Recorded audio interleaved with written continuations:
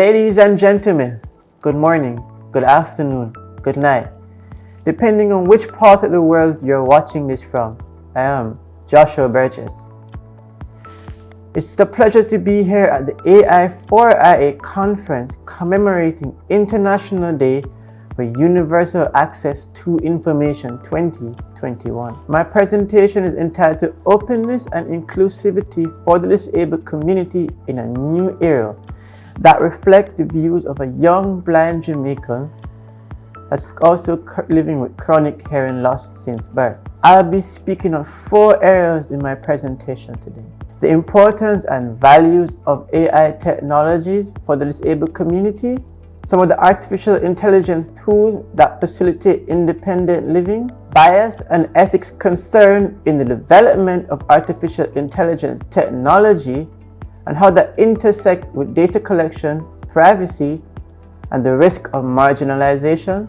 Finally, the importance of a multi-stakeholder approach for the increased inclusivity in developing a framework for AI in the Caribbean. Here are some interesting facts to know. According to the World Health Organization, approximately 2.2 billion people globally are living with some form of visual impairment. About 1 billion people are living with a disability. According to the International Agency for the Prevention of Blindness, up to 20 countries account for 77% of those who are living with visual impairment, of which 2.7% of them are from the Caribbean. It is estimated that currently 39 million people are blind, and that is expected to rise to 150 million by 2050. So you may wonder, why is any of this important? Well, in an era where computer algorithms are informing decisions, we can no longer ignore the increased prevalence in the disabled community, whose interests may not be best represented.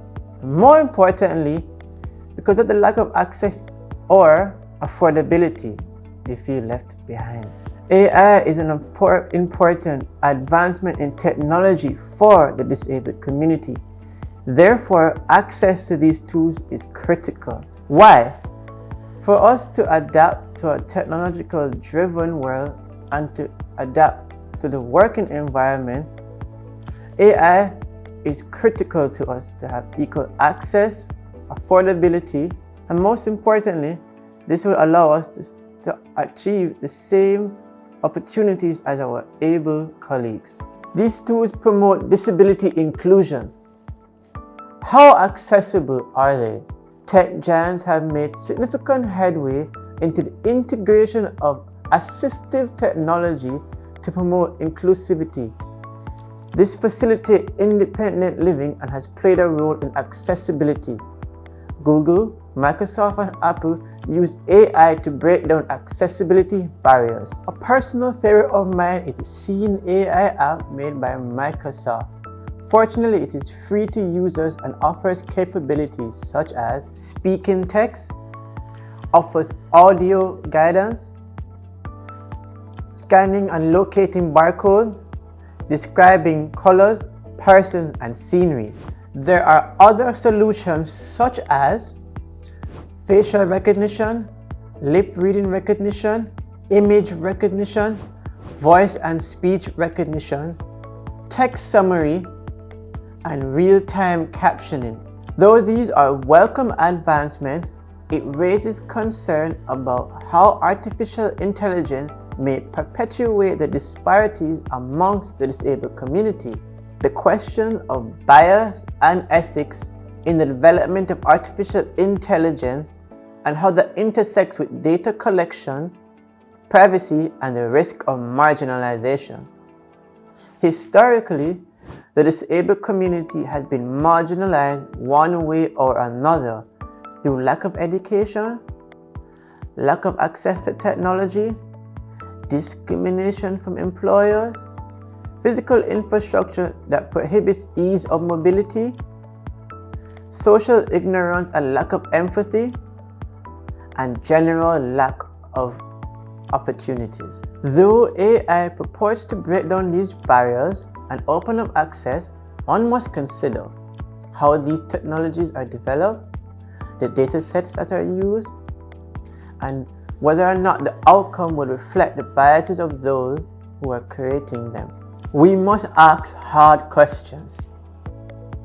Does AI run the risk of increasing marginalization for the disabled communities, or is it indeed enabling? Who is monitoring this?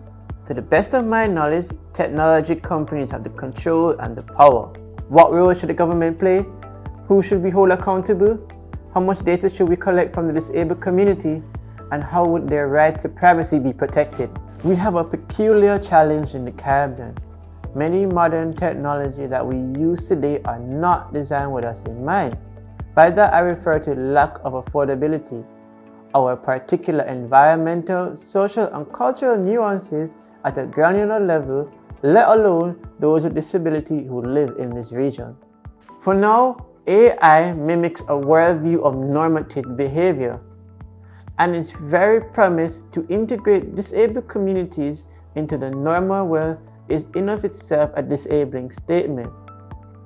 One could argue it is a human rights issue. At the end of the day, we're all ordinary citizens and we deserve equal access and opportunities to AI tools. This brings me on to my final point, the need for a multi-stakeholder approach that places values, ethics, human rights, and affordability at the core of the development of AI technology in the Caribbean. In so doing, we would then maximize on the potential of AI in the Caribbean by breaking through age-old historical and social constructs that have left the disabled community behind. In the region, we should embark on legislative framework that prevents the widening of inequity and ensures the accessibility and affordability for disabled community. AI is the future, but for whom?